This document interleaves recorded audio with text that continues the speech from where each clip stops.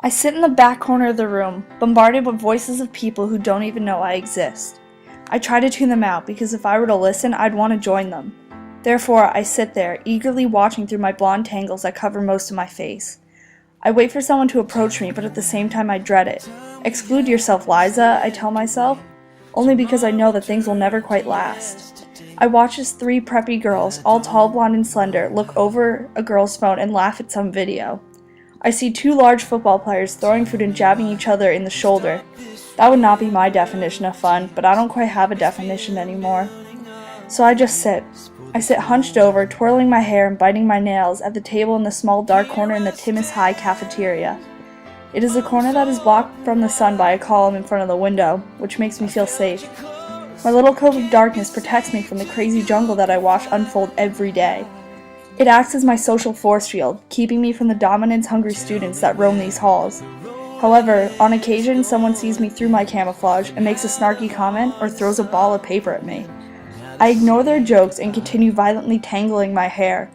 They do not pester me to have fun, they do it to show that they have more power over me.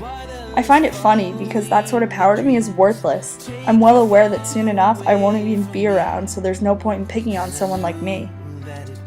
My situation can be described as nomadic. No, I'm not a Native American, but my father's company has spread to different locations throughout the country, and therefore I'm forced to travel highway after highway, house after house. As of now, I'm in my junior year of high school. My high school career has consisted of 4 different states, 5 different towns, and dozens of friends that I no longer keep in touch with. At my first high school, my parents promised me that we would stay so I could get a solid education. This made me ecstatic, and I committed myself to a group of girls who were the same as me. Saturdays would bring the open grassy field that always smelled like freshly cut grass. With my long straight hair and a high ponytail, I was a god out there. People would bow down to me as I scored goal after goal. However, those mixed feelings of fear and awe would never quite last because afterward we found ourselves laughing at the local deli. I would welcome the mornings there until halfway through the year I found myself traveling yet another highway. This one ended in Delaware. After my parents repeated that this would be our last destination, I repeated my social process and fit nicely into a new group. Then we were forced to travel on yet another roadway. At this point, the destination no longer mattered to me. My hair started curling, so I chopped most of it off with some scissors.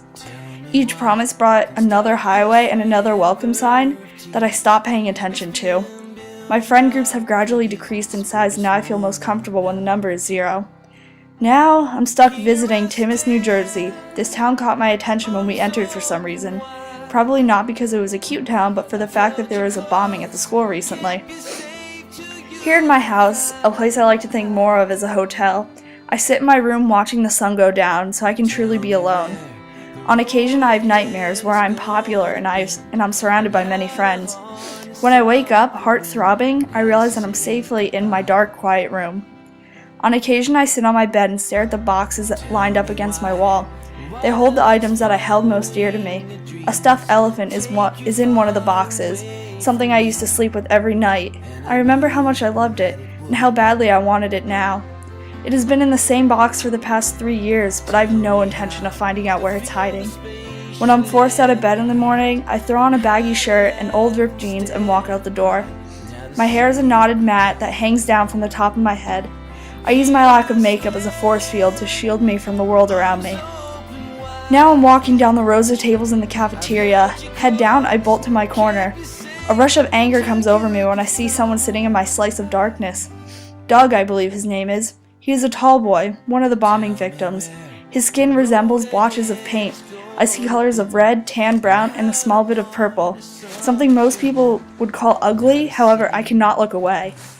I once overheard a conversation about him.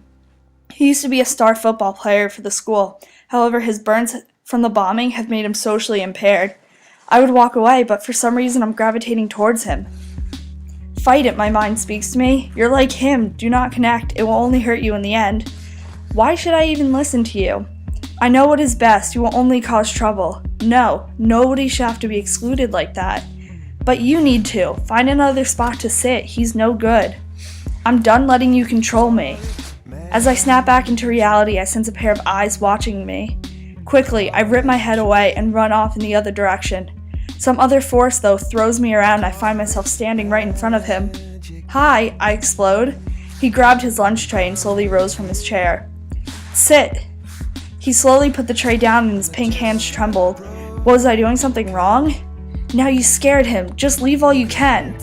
I dig through my mind for a while, trying to form words that normal people would use to communicate with other humans. This boy sitting in front of me made me feel a burning sensation in my cheeks. At this point, I stopped twirling my hair. My shoulders sank down, and a calming feeling came over me. Then I remembered what I appeared like to him. With my matted hair and lack of makeup, I more closely resembled a mummy than a human being. However, those thoughts were short because his brown eyes just stared into mine. As he smiled, I felt a strange sensation fill my throat, and I realized I've been staring for way too long. Some sort of wail came from my mouth. It startled me to the point I almost fell off my chair, but that just made things worse. Could this be laughter? Was I finding happiness through this stranger that sits in front of me?